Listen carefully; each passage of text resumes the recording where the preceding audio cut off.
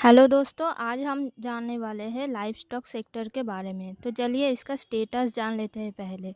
तो स्टेटस में है India is world's highest livestock owner और second largest poultry market and second largest producer of fish in the world.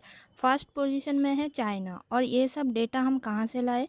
20 livestock census. Livestock census हर 5 साल बाद होता है और एक ट्रस्टेबल गवर्नमेंट अथॉरिटी से लिया गया है। अब है इसका सिग्निफिकेंस। तो सिग्निफिकेंस में आता है जो टोटल एग्री जीडीपी है उसका 34% लाइवस्टॉक सेक्टर से आती है और जो टोटल एम्प्लॉयमेंट है एग्रीकल्चर में उसका 8.8% लाइवस्टॉक सेक्टर से आती है। और रूरल कम्युनिटी में जो 2/3 लोग हैं वो लाइवस्टॉक में ही अपना लाइवलीहुड बनाते हैं। तो इसके बाद हम देख लेते हैं क्या चैलेंजेस और इश्यूज़ है। तो चैलेंजेस में पहला है प्रोडक्टिविटी बहुत कम है, जहाँ पे ग्लोबली आप अगर एनुअल यील्ड देखें तो अगर मान लीजिए 100 लीटर आपको मिल रहा है तो वहीं पे जो कैटल मिल्क है वो इंडिया में 50 लीटर मिलती है, यानी कि 50% कम है। तो सोच सकते हैं कितना ज़्यादा कम है और इस तरह से कैसे इंडिया इंटरनेशनली कॉम्पीट करेगा। तो ये एक बहुत बड़ा चैलेंज है। दूसरा चैलेंज है क्वालिटी का। जो वेटरनरी हॉस्पिटल है उसकी क्वालिटी, इंफ्रास्ट्रक्चर ये सब ठीक नहीं है और जो टेक्नोलॉजिकल एडॉप्शन है वो भी अपग्रेडेड नहीं है। जो वैक्सीन है वो सफिशिएंट नहीं है, उसका डेफिशिएंसी है। और जो वैक्सीन्स और दवाइयाँ जो रेफ्रिजरेटर में स्टोरेज करना पड़ता है वो भी उसका भी लैकिंग है। और अगर ट्रीटमेंट नहीं होगी तो डिजीज़ेस भी फैलेगी ज़्यादा, एनिमल्स मर जाएंगे ज़्यादा। यहाँ पे एफएमडी, ब्रुसेलोसिस ये सब डिजीज़ भी आप थोड़ा मेंशन कर दीजिए। उसके बाद आता है एक और इशू, वो है शॉर्टेज ऑफ न्यूट्रिशनल फॉडर। देखिए आपको अगर बिज़नेस के हिसाब से चलना है तो जो कैपेसिटी है नेचुरल उससे ज़्यादा आपको मीट चाहिए, एग चाहिए, मिल्क चाहिए, तो खाना भी ज़्यादा चाहिए ना, न्यूट्रिशस फूड चाहिए। लेकिन जो फॉडर है, फॉडर यानी एनिमल फूड को फॉडर बोला जाता है, तो उसका न्यूट्रिशनल वैल्यू उतना नहीं है। Decline in population of indigenous animals. Indigenous मतलब जो देसी, जो बिल्कुल नेचुरली देसी पाए जाते हैं हमारे इंडिया में, उसकी पॉपुलेशन डे बाय डे ख़त्म होती जा रही है और कम होती जा रही है। और है वीक इंस्टीट्यूशनल कवरेज।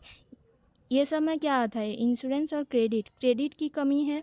और इंश्योरेंस जैसे हम फसल बीमा योजना देखते हैं, लेकिन यहाँ पे एनिमल्स के लिए एज सच कोई बीमा योजना नहीं है। तो ये भी एक बहुत बड़ा इशू है।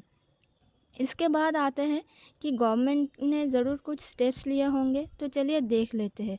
और ये स्टेप्स सारे ही बहुत इम्पॉर्टेंट है। पहला आता है नेशनल लाइवस्टॉक मिशन।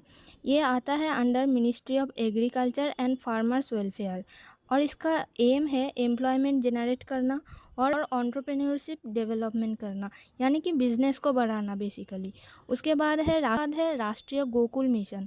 इसका एम है जो इंडिजिनस यानी देसी जो बोवाइन ब्रीड है, बोवाइन मतलब काऊ, गौ माता जिसे हम बोलते हैं, तो उसका अब करना। उसके बाद आता है ई पशु हाट। जैसे हम ई नाम देखते हैं जो ऑनलाइन ट्रेडिंग प्लेटफॉर्म है फसल के लिए, उसी तरह से ई पशु हाट ब्रीडर्स और फार्मर्स के बीच एक कनेक्शन तैयार करता है। आता है national animal disease control programme. ये बहुत ही ज़्यादा इम्पॉर्टेंट है और इसका एम है for FMD and brucellosis. FMD है फूट एंड माउथ डिजीज़ जो कि कैटल में देखने को मिलती है। इसको वैक्सीनेशन के थ्रू बिल्कुल एराडिकेट करना है बाय 2030, यानी 2030 के अंदर बिल्कुल ख़त्म कर देना है। और इसके बाद आता है E Gopala app develop by national dairy development board. तो इसका एम क्या है? Provide details like breed, live animals, frozen सीमेन।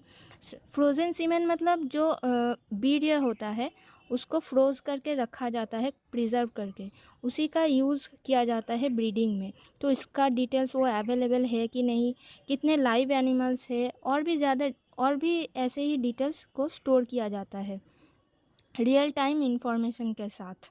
इसके बाद ये सब इश्यूज़ तो है, फिर वे अहेड क्या है? इसके बाद भी कुछ इश्यूज़ रह जाते हैं, इसके लिए क्या-क्या करना चाहिए? जैसे वे अहेड में पहला आता है strengthening of linkages between production and markets. जो जहाँ पे ये सब प्रोड्यूस हो रहा है और जहाँ पे ये सब चीज़ें बेची जाती है, तो उसके बीच लिंकेजेस अच्छी होनी चाहिए, कम्युनिकेशन अच्छी होनी चाहिए, ट्रांसपोर्ट अच्छी होनी चाहिए, तभी तो बिकेंगी अच्छे से, तभी तो बिज़नेस बढ़ेगी, है ना?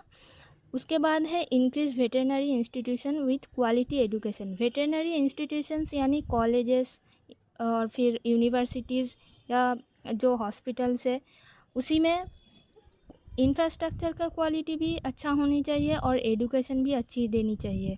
और फिर आता है प्रोमोटिंग पीपीपी। पीपीपी यानी पब्लिक प्राइवेट पार्टिसिपेशन। तो इसमें इन्वेस्टमेंट ज़्यादा होनी चाहिए, रिसर्च ज़्यादा होनी चाहिए और इसी तरह से आप आंसर को कंक्लूड कर सकते हैं। तो आई होप आपको लेक्चर अच्छा लगा होगा।